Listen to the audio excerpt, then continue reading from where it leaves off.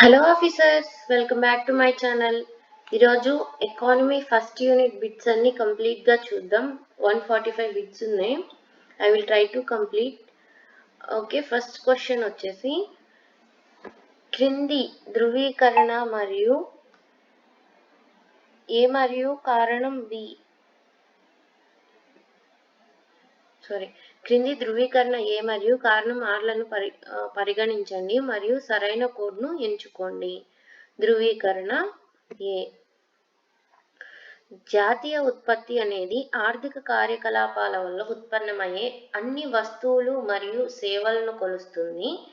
అయితే జాతీయ ఆదాయం అనేది ఆర్థిక కార్యకలాపాల ఫలితంగా వచ్చే అన్ని ఆదాయాల మొత్తం. ఈ రెండు పర్యాయ పదాలు. దానికి రీజన్, వస్తువులు మరియు సేవల ఉత్పత్తి అనేది ముడి పదార్థాలతో పాటు మూలధనం మరియు శ్రమ వినియోగం ఫలితంగా ఏర్పడుతుంది మరియు ఇది స్వయంచాలకంగా ఆదాయాన్ని ఉత్పత్తి చేస్తుంది. సో వాటికి కింద ఆప్షన్స్ ఇచ్చారు, ఆన్సర్ చేయండి. జాతీయ ఉత్పత్తి అనేది ఆర్థిక కార్యకలాపాల వల్ల ఉత్పన్నమయ్యే అన్ని వస్తువులు మరియు సేవలను కొలుస్తుంది. కరెక్టే కదా. అయితే జాతీయ ఆదాయం అనేది ఆర్థిక కార్యకలాపాల ఫలితంగా వచ్చే అన్ని ఆదాయాల మొత్తం అని కూడా అంటారు. అవును కదా. So A correct. ఆర్, వస్తువులు మరియు సేవల ఉత్పత్తి అనేది ముడి పదార్థాలతో పాటు మూలధనం మరియు శ్రమ వినియోగం ఫలితంగా ఏర్పడుతుంది మరియు ఇది స్వయంచాలకంగా ఆదాయాన్ని ఉత్పత్తి చేస్తుంది. కరెక్టే కదా.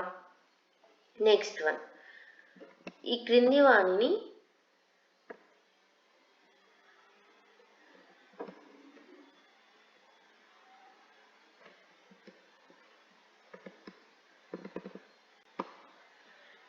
వాటిని జతపరచండి. సెకండ్ క్వశ్చన్, ఈ క్రింది వాటిని జతపరచండి. తరుగుదల, నికర ఉత్పత్తి, స్థూల ఉత్పత్తి. ఇటువైపు నికర ఉత్పత్తి ప్లస్ తరుగుదల, స్థూల ఉత్పత్తి మైనస్ తరుగుదల, స్థిర మూలధన వినియోగం. తరుగుదల అంటే ఏంటి? స్థిర మూలధనం మరియు వినియోగం. నికర ఉత్పత్తి అంటే స్థూల ఉత్పత్తి మైనస్ తరుగుదల. స్థూల ఉత్పత్తి అంటే నికర ఉత్పత్తి ప్లస్ తరుగుదల. ఓకేనా. అసలు మనం కొన్ని మ్యాచ్ ది ఫాలోయింగ్ క్వశ్చన్స్లో చాలా ఈజీగా పెట్టేయచ్చు అనమాట. మనకి ఒకటి తెలిసిన మిగిలిన క్వశ్చన్స్ అన్నీ ఈజీగా పెట్టేయచ్చు. ఫర్ ఎగ్జాంపుల్ ఇక్కడ తరుగుదల గురించి అడిగారు కదా. అసలు తరుగుదల అనేది ఇటువైపు ఈక్వేషన్లో ఉన్నప్పుడు ఇటువైపు ఈక్వేషన్లో తరుగుదల అనేది అసలు రాదు కదా. అలా ఆలోచించిన ఈ రెండు ఆప్షన్స్ని ఎలిమినేట్ చేసేయచ్చు. సో థర్డ్ ఆప్షన్ అనేది ఏకి A3 ఉండాలి. వీటిలో ఎక్కడుంది?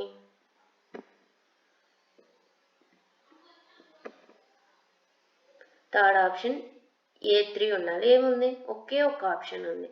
సో మనం ఇలా అయినా ఆప్షన్స్ ఎలిమినేషన్ ద్వారా క్వశ్చన్స్ని ఆన్సర్ చేయొచ్చు అన్నమాట. క్వశ్చన్ పేపర్ ఇచ్చేవాడు కూడా మనల్ని బాగా ఇబ్బంది పెట్టేసి మనం అస్సలు ఆన్సర్ చేయకూడదు అన్న ఉద్దేశంతో అయితే ఇవ్వడు కదా మ్యాక్సిమం. సో కొంచెం స్మార్ట్గా ఆలోచిస్తే ఆన్సర్స్ తెలియని వాటికి కూడా మనం ఈజీగా పెట్టచ్చు అన్నమాట. నెక్స్ట్ వన్,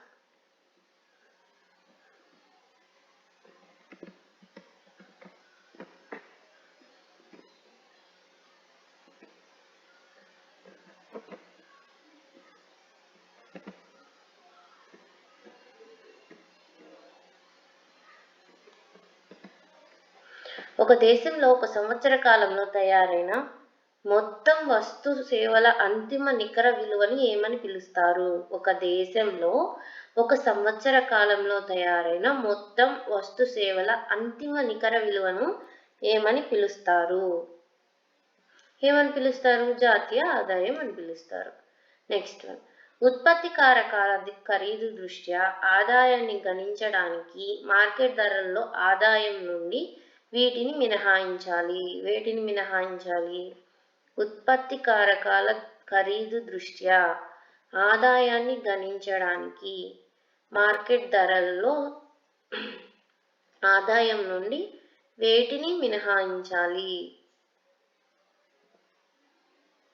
నికర పరోక్ష పన్నుల్ని మినహాయించాలి.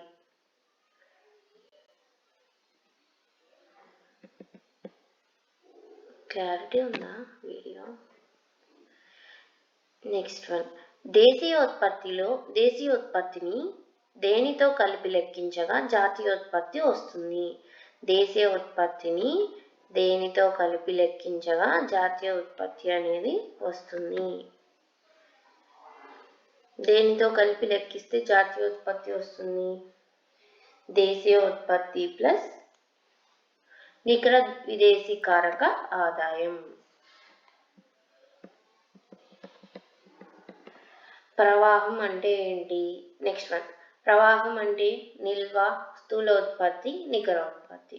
నిర్దిష్ట కాలం, నియమిత కాలం, స్థూల ఉత్పత్తి మైనస్ తరుగుదల, నికర ఉత్పత్తి ప్లస్ తరుగుదల.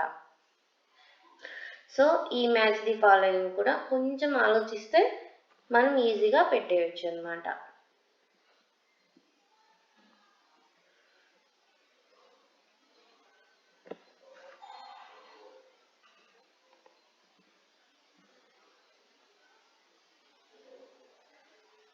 స్థూల ఉత్పత్తి అంటే ఏంటి? మనకి ఇదే తెలుసు అనుకున్నాం. ఫర్ ఎగ్జాంపుల్, స్థూల ఉత్పత్తి అంటే నికర ఉత్పత్తి ప్లస్ తరుగుదల. సో నికర ఉత్పత్తి అంటే ఏమొస్తుంది? తరుగుదల స్థూల ఉత్పత్తి మైనస్ తరుగుదల. సో ఈ రెండు ఈక్వేషన్స్ మనకి సాల్వ్ అయిపోయినాయి. అందువల్ల C4 ఎక్కడుంది? ఒక్క దానిలోనే ఉంది. ఇదే ఆన్సర్. C4D ఏమించింది? 3. C4D3 ఇక్కడే ఉన్నాయి, సెకండ్ ఆప్షన్. ప్రవాహం అంటే నియమిత కాలంలో, నిల్వ అంటే నిర్దిష్ట కాలంలో. So solve. మనం మ్యాచ్ ది ఫాలోయింగ్ ఇస్తే ఈజీగా సాల్వ్ చేయొచ్చు. నెక్స్ట్ వన్, జాతీయ ఆదాయ గణనలో మధ్యంతర వస్తువుల విలువను లెక్కించకూడదు. మధ్యంతర వస్తువులు అనేవి ఇతర వస్తువుల ఉత్పత్తికి దోహదపడతాయి. ఇది చాలా బేసిక్ క్వశ్చన్, అవునా కదా? ఇది జాతీయ ఆదాయ గణనలో మధ్యంతర వస్తువులను లెక్కించకూడదు, కరెక్టే. మధ్యంతర వస్తువులు అనేవి ఇతర వస్తువుల ఉత్పత్తిలో యూజ్ చేస్తారు, కరెక్టే కదా? సో AB రెండు సరైనవే. బి అనేది ఏకి సరైన వివరణ. ఈ క్రింది వాక్యాలను పరిశీలించండి. ప్రస్తుతం వస్తు సేవలు కొనుగోలు చేయకుండానే ఉత్పత్తి సంస్థలకిచ్చే ఆర్థిక సహాయాన్ని సబ్సిడీలు అంటారు. సబ్సిడీల కారణంగా వినియోగదారులకు వస్తువుల ధరను తక్కువ ధరకు అందించవచ్చు. మీరే ఆలోచించండి. ప్రభుత్వం వస్తు సేవల కొనుగోలు చేయకుండానే ఉత్పత్తి సంస్థలకిచ్చే ఆదాయాన్ని సబ్సిడీలు అంటారు, కరెక్టే కదా? సబ్సిడీల కారణంగా వినియోగదారులు వస్తువులు తక్కువ ధరకు అందించవచ్చు, కరెక్టే. సో AB రెండు కరెక్ట్ ఆన్సర్స్. ఆప్షన్స్ చూద్దాం ఒకసారి.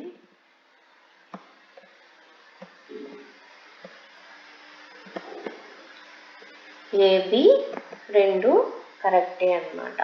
నెక్స్ట్ వన్, మానవ అభివృద్ధికి సంబంధించి ప్రకటనలో ఏవి చెల్లుబాటు అవుతాయి? మానవ అభివృద్ధికి సంబంధించి ప్రకటనలో ఏవి చెల్లుబాటు అవుతాయి? తలసరి స్థూల జాతీయ ఆదాయం, GNI ఒకే స్థాయిలో ఉన్న రెండు దేశాలు కానీ వివిధ మానవ అభివృద్ధి ఫలితాలతో ముగియడం అభివృద్ధి కంటే వృద్ధి యొక్క ప్రాముఖ్యతను సూచిస్తుంది. నెక్స్ట్ వన్, అసమానతపై దేశం యొక్క స్కోర్ సర్దుబాటు చేయబడిన మానవ అభివృద్ధి సూచిక ప్రజలలో అసమానత లేనప్పటికీ దాని మానవాభివృద్ధి సూచిక HDI వలె ఉండదు. లింగ అభివృద్ధి సూచిక జీడీఐలో ఒకటి కంటే తక్కువ విలువ గల పురుషుల కంటే మహిళలకు అధిక అభివృద్ధిని సూచిస్తాయి. Fourth one, planetary pressures adjust human development index తరాల మధ్య అసమానత పై దృష్టి సారిస్తుంది. అంటే అదేవిధంగా అసమానతల సర్దుబాటు చేసిన మానవాభివృద్ధి సూచిక తరంలోని వివిధ సమూహాల మధ్య అసమానతపై దృష్టి పెడుతుంది. నెక్స్ట్ వన్, మానవ అభివృద్ధి నివేదిక 2021-22 ప్రకారం ఒక కొత్త అనిశ్చిత సంక్లిష్టత ఏర్పడుతుంది. ఇందులో 3 కొత్త ఆందోళనలు ఉన్నాయి: గ్రహాల మార్పులు, విస్తృతమైన సామాజిక పరివర్తనలు మరియు ధ్రువణ సమాజాలు. అసలు క్వశ్చన్ ఏంటి? మానవ అభివృద్ధికి సంబంధించి ఈ క్రింది వానిలో ఏవి సరి అయినవి అని అర్థమైనా?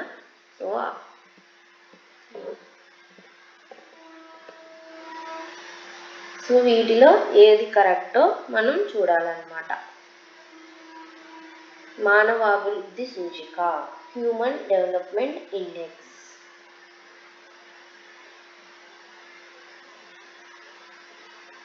ఇలాంటి క్వశ్చన్లు ఒక 4 పడితే చాలు పేపర్ టైంని తినేయడానికి, మనం కన్ఫ్యూజ్ అయిపోవడానికి. అవునా? ఆన్సర్ వచ్చేసి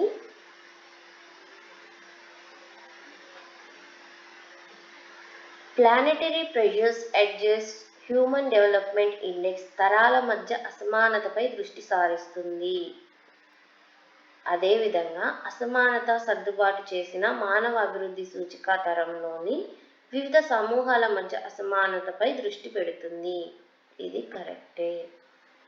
మానవాభివృద్ధి నివేదిక 2021-22 ప్రకారం ఒక కొత్త అనిశ్చితి సంక్లిష్టత ఏర్పడుతుంది. ఇందులో 3 కొత్త ఆందోళనలు ఉన్నాయి: గ్రహాలు మార్పులు, విస్తృతమైన సామాజిక పరివర్తనలు మరియు ధ్రువణ సమాజాలు. 4 and 5 కరెక్ట్ అన్నమాట. జాతీయ ఆదాయానికి సంబంధించి ఈ క్రింది వాక్యాలను పరిశీలించండి.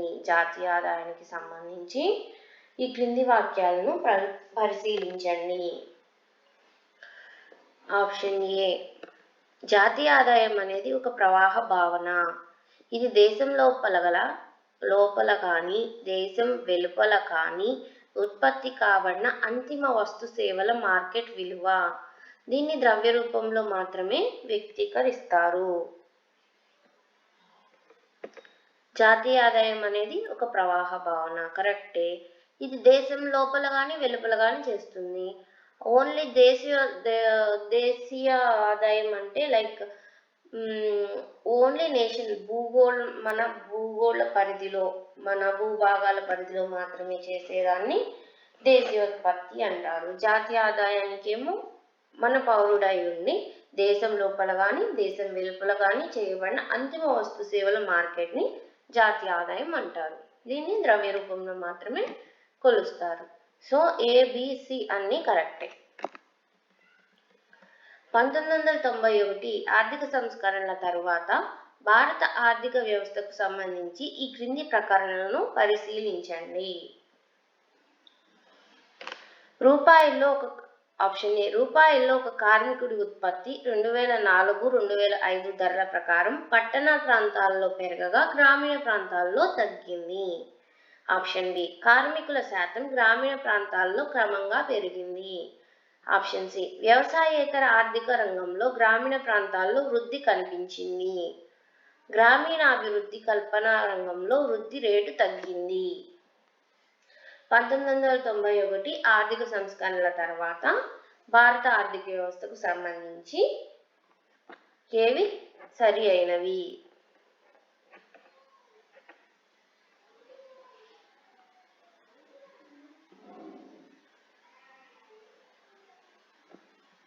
వ్యవసాయేతర ఆర్థిక రంగంలో గ్రామీణ ప్రాంతాల్లో వృద్ధి కనిపించింది.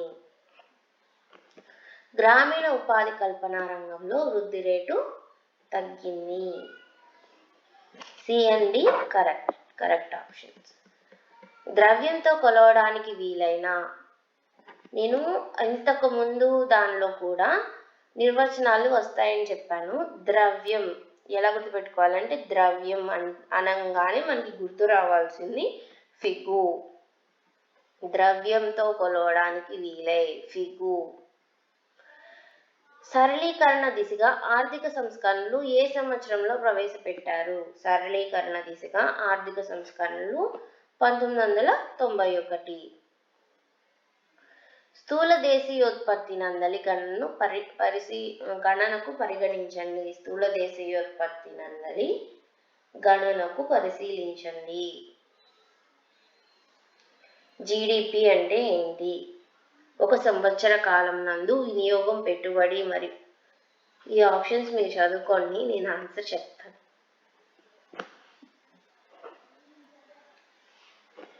స్థూల దేశీయోత్పత్తి అంటే ఏంటి? ఒక సంవత్సర కాలం నందలి మొత్తం వ్యయం, పెట్టుబడి మరియు వస్తు సేవల కొనుగోలుపై ప్రభుత్వ ఖర్చు మరియు నికర ఎగుమతులు.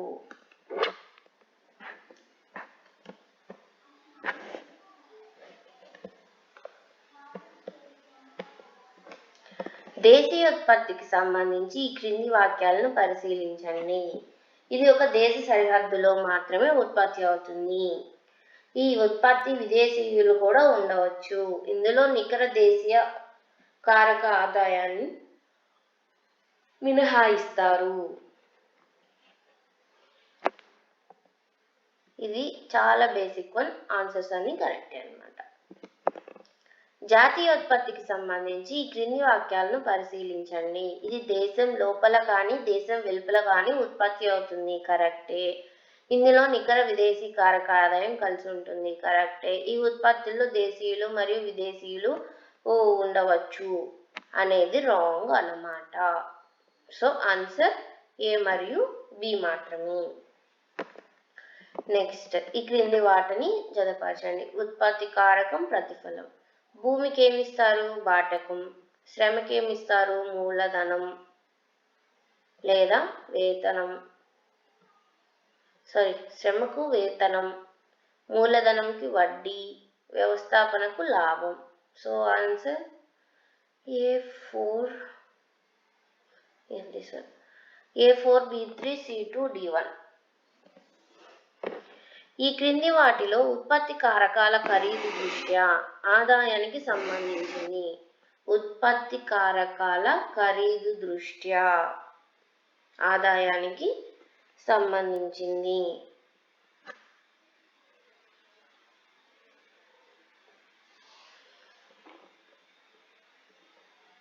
మార్కెట్ ధరల్లో ఆదాయం మరియు నికర పరోక్ష పన్నులు. ఈ క్రింది వాటిలో మార్కెట్ ధరలలో ఆదాయానికి సంబంధించినది ఏది? ఈ క్రింది వాటిలో మార్కెట్ ధరల్లో ఆదాయానికి సంబంధించినది ఏది?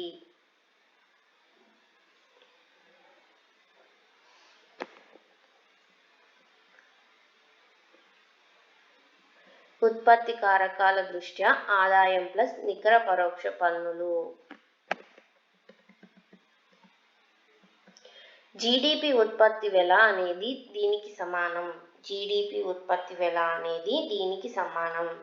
జిఎన్పి మార్కెట్ వెల మరియు నికర పరోక్ష పన్నులు పరోక్ష పన్నులు ప్లస్ రాయితీలు.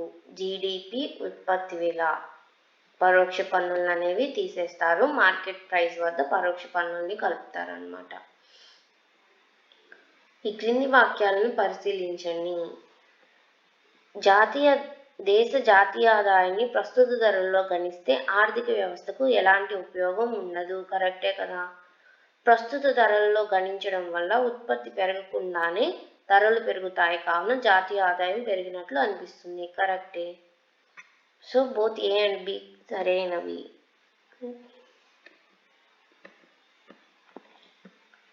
దేశంలో మొట్టమొదటిసారిగా జాతీయ ఆదాయ గణనను ఏ సంవత్సరం ఆధార సంవత్సరంగా తీసుకున్నారు? ఏ సంవత్సరం తీసుకున్నారు? 1948, 49. ఎవరు గణించారు? దాదాబాయి నౌరోజీ.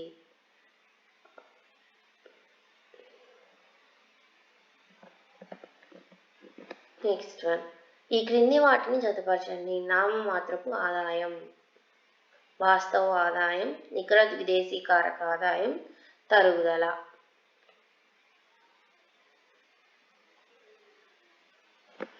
సో ఈ మ్యాచ్ ది ఫాలోయింగ్ ఈజీగా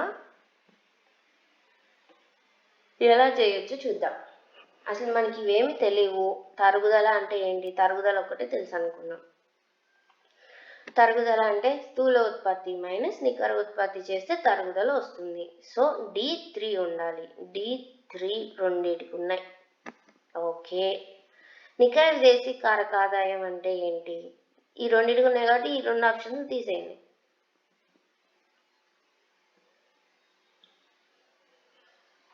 నికర విదేశీ కారక ఆదాయం అంటే దేశీయ ఉత్పత్తి మైనస్ జాతీయ ఉత్పత్తి. సో C4 వీటిల్లో రెండింటికి ఉన్నాయి. మన లక్ అలా ఉంది. సో ఆన్సర్ వచ్చేసి ఈ రెండింటిలో ఏదో ఒకటి అవ్వాలి. అవునా? వాస్తవ ఆదాయం అంటే ఏంటి? వాస్తవ ఆదాయం అంటే స్థిర ధరలు. నామమాత్రపు ఆదాయం అంటే ప్రస్తుత ధరలు. So A2B1 this one.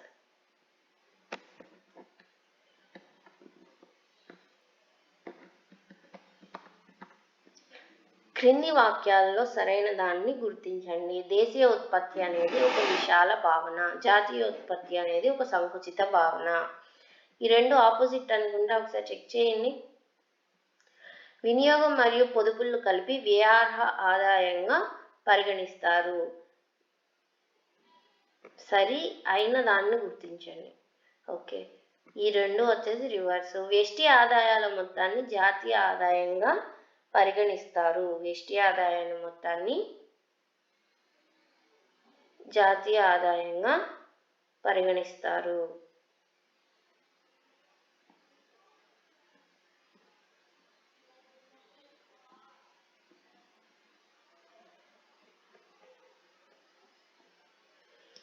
ఈ క్వశ్చన్ ఆన్సర్ ఒకసారి నేను చూసి చెప్తానండి. వినియోగం ప్లస్ పొదుపు వ్యయార్హ ఆదాయం, వ్యష్టి ఆదాయం మొత్తాన్ని జాతీయ ఆదాయంగా పరిగణిస్తారు.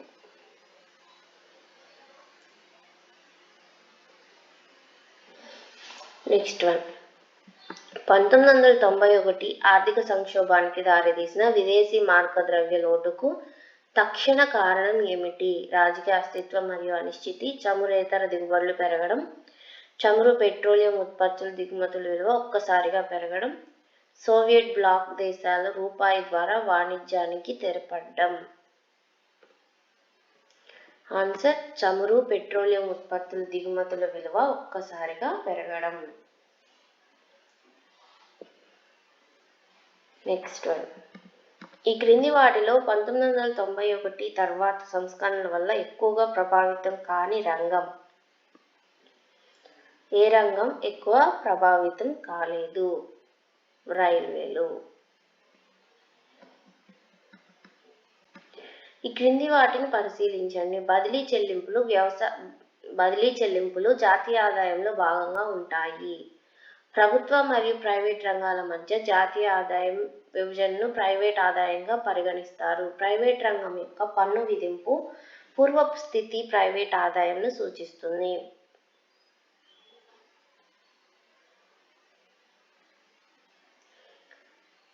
బదిలీ చెల్లింపులు అనేవి జాతీయ ఆదాయంలో లెక్కించరు.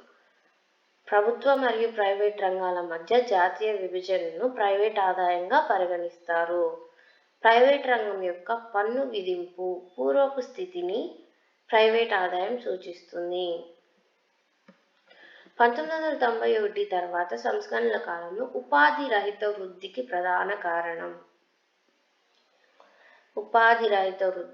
ప్రధాన కారణం. సంస్కరణలు ముఖ్యంగా సంఘటిత రంగానికి మాత్రమే పరిమితం అయ్యాయి. Next one. ఈ క్రింది వాటిలో ఏవి బదిలీ చెల్లింపులు క్రిందకి వస్తాయి? వృద్ధాప్య పింఛన్లు, నిరుద్యోగ భృతి, స్కాలర్షిప్లు, బహుమతులు. ఏవి వస్తాయండి? అన్నీ వస్తాయి. మనం ఫ్రీగా ఇచ్చేవన్నీ బదిలీ చెల్లింపులు క్రిందకే వస్తాయి. ఈ క్రింది వాటిలో వ్యష్టి ఆదాయానికి సంబంధించినవి ఏవి? వ్యష్టి ఆదాయానికి సంబంధించినవి బదిలీ చెల్లింపులు.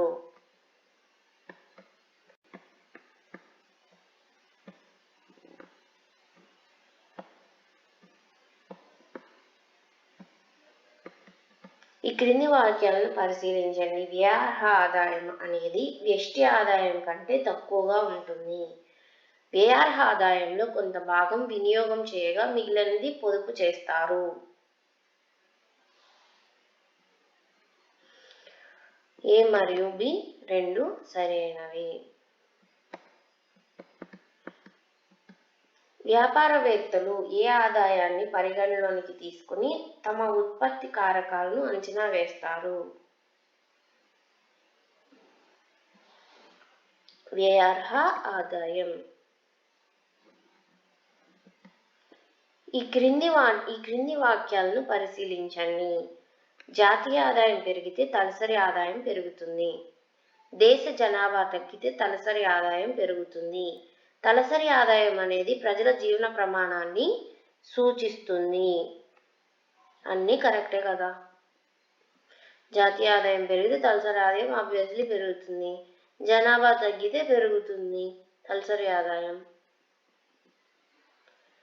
తలసరి ఆదాయం అనేది ప్రజల జీవన ప్రమాణాన్ని సూచిస్తుంది. Okay, next question. ఒక ఆధార సంవత్సరంలో గల ధరలతో ప్రస్తుత సంవత్సరంలో ఉన్న అంతిమ వస్తు సేవలను లెక్కిస్తే స్థిర ధరల్లో జాతీయ ఆదాయం అనేది వస్తుంది. ప్రస్తుత ఉత్పత్తికి దోహదపడకుండా ఉండే ఆదాయాన్ని ఏమని పిలుస్తారు? ప్రస్తుత ఉత్పత్తికి దోహదపడకుండా ఉండే ఆదాయాన్ని ఏమని పిలుస్తారు? బదిలీ చెల్లింపులు. సో వాటినే కదా జాతీయ ఆదాయంలో లెక్కించరు. 1991లో ప్రారంభించబడిన ఆర్థిక సంస్కరణలో ఈ క్రిందిది లోపంగా పరిగణించబడదు.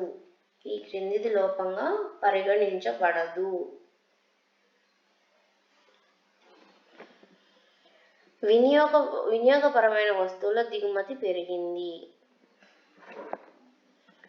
Next one, match the following.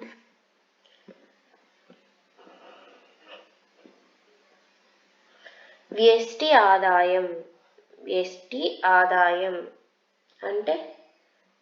ఆదాయం అంటే బదిలీ చెల్లింపులు. సో A2 ఉండాలి, ఒక్కటే ఆప్షన్ ఉంది. A2. వ్యయార్హ ఆదాయం వినియోగం ప్లస్ పొదుపు. ప్రైవేట్ ఆదాయం జాతీయ రుణంపై వడ్డీ.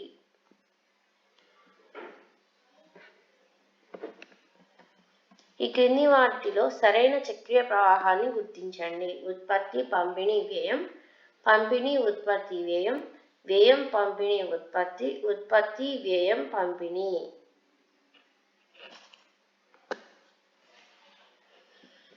ఉత్పత్తి పంపిణీ వ్యయం. జాతీయ ఆదాయాన్ని ఏ పద్ధతిలో గణిస్తారు? జాతీయ ఆదాయాన్ని ఏ పద్ధతిలో గణిస్తారు? ఉత్పత్తి మదింపు పద్ధతి, ఆదాయ మదింపు పద్ధతి, వ్యయ మదింపు పద్ధతి. సరళీకృత ఆర్థిక విధానాలు 1991లో ప్రవేశపెట్టిన తర్వాత ఈ క్రింది వాటిలో పేర్కొన్నది ఏ పరిణామాలు సంభవించాయి?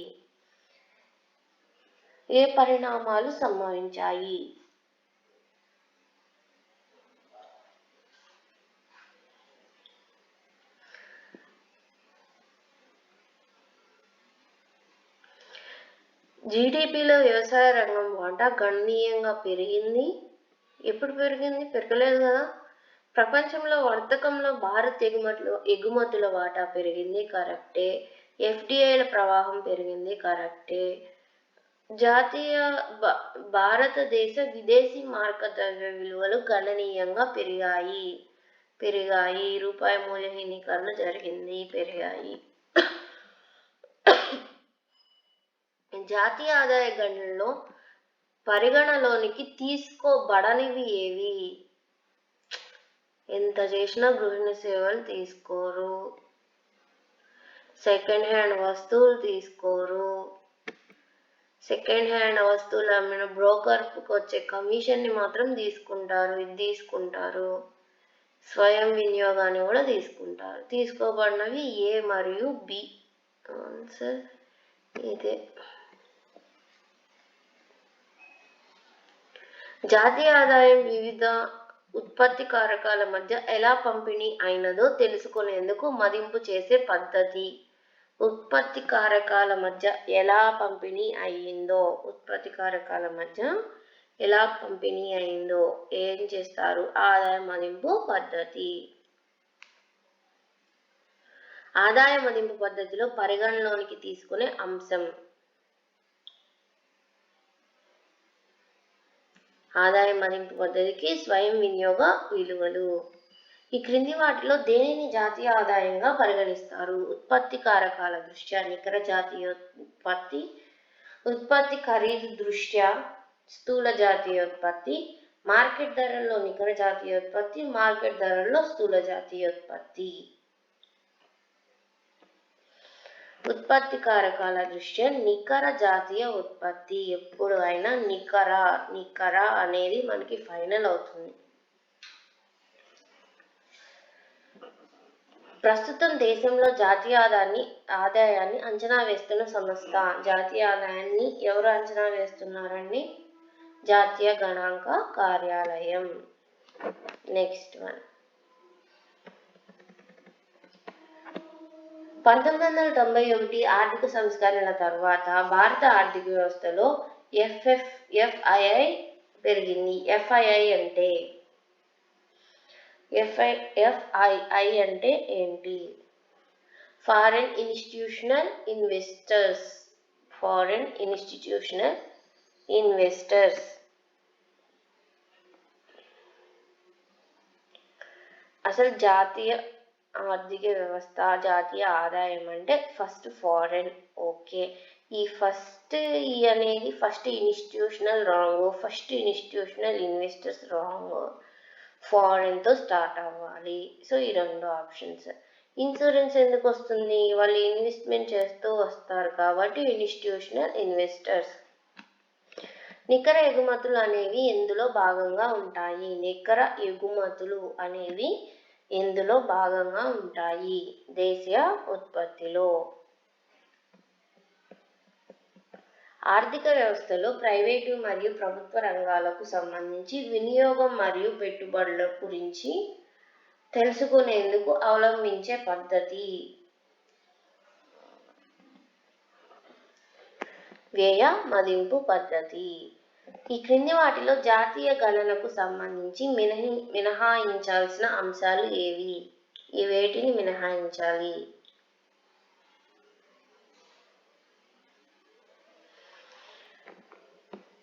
ప్రభుత్వ రుణంపై వడ్డీ మినహాయించాలి. జాతీయ ఆదాయం గణించేటప్పుడు కంపెనీ బాండ్లు, షేర్లు మినహాయించాలి.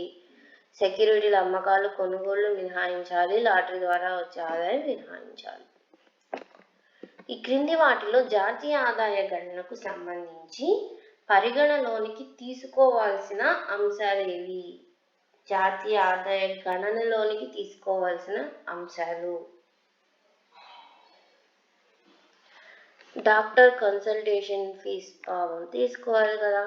పార్లమెంట్ సభ్యుడు అలవెన్స్లు, మరి భారం మన మీదే పడుతుంది కదా, తీసుకోవాలి. నూతన ఇండ్ల నిర్మాణం తీసుకోవాలి. బ్రోకర్ కమిషన్ తీసుకోవాలి. ఓకే గాయ్స్, నెక్స్ట్ వీడియోలో ఇంకో 50 లేదంటే రిమైనింగ్ బిట్స్ అన్ని కవర్ చేద్దాం. కొంచెం ఎకానమీ స్లోగానే వెళ్తుంది bits. If you like the video, please do subscribe and share. Thank you for watching. Have a good day.